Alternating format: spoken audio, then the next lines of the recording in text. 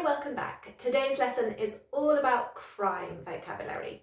We're going to be learning lots of great crime words and how to use them in a sentence. There is lots to cover, so go and grab a pen and a notebook and let's get started.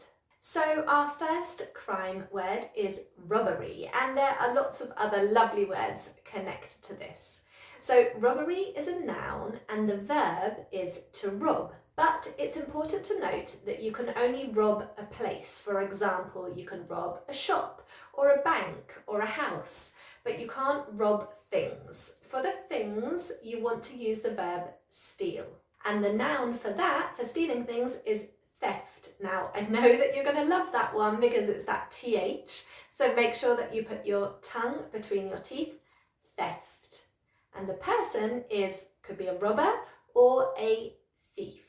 So let's look at how we could use some of those words in an example sentence. The thieves robbed a bank and they stole all the jewellery from the safe.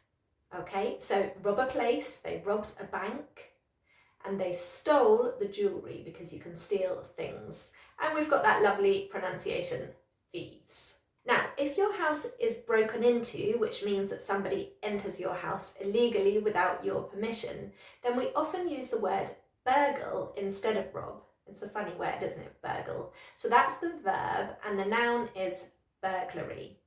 And I'd also like to give you an informal word for steal, which is nick. So to nick something is the same as steal something, but it's informal. So let's have a look at an example that we could use with those words. So it'll probably be in the passive form because we don't usually know who the burglar was. So an example might be, our house got burgled yesterday and they nicked our TV and computer. Okay, so passive, our house got burgled and they nicked, that's that informal word for steal, our TV and computer. And sometimes instead of saying our house got burgled, we just say we got burgled. Have you ever been burgled? Let me know in the comments below, but I hope not. Now, if you're not in your house and you're just walking down the street and somebody stops you maybe with a knife and says, give me your phone or give me your wallet, then that is a mugging. That's the noun, mugging, and the verb is to mug somebody. So let me give you an example sentence with that one. Again, usually passive.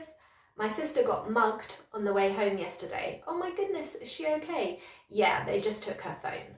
Okay, so we would usually ask if the person's okay because it might have been a violent mugging, but hopefully they just take something and go. Okay, now for some even more serious crimes. We've got kidnap. So kidnap is to take somebody against their will.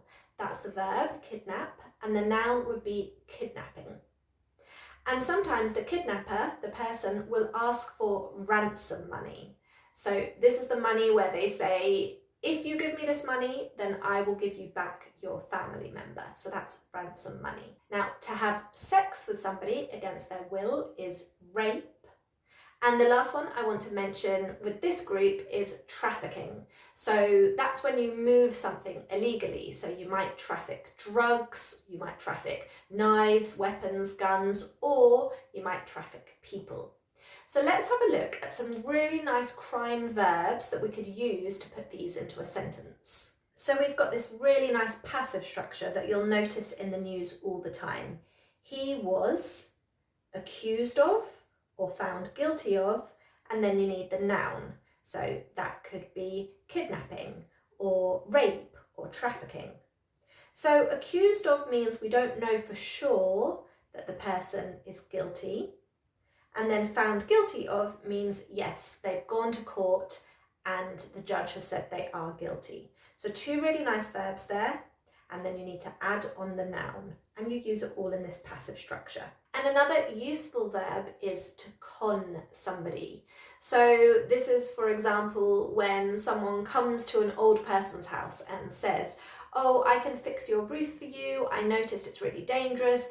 If you give me some money, I'll do it for you. And then they hand over their life savings and obviously that person just runs off with the money. So really useful verb, to con somebody. Let's have a look at an example quickly. My auntie was conned out of her life savings by a professional con artist.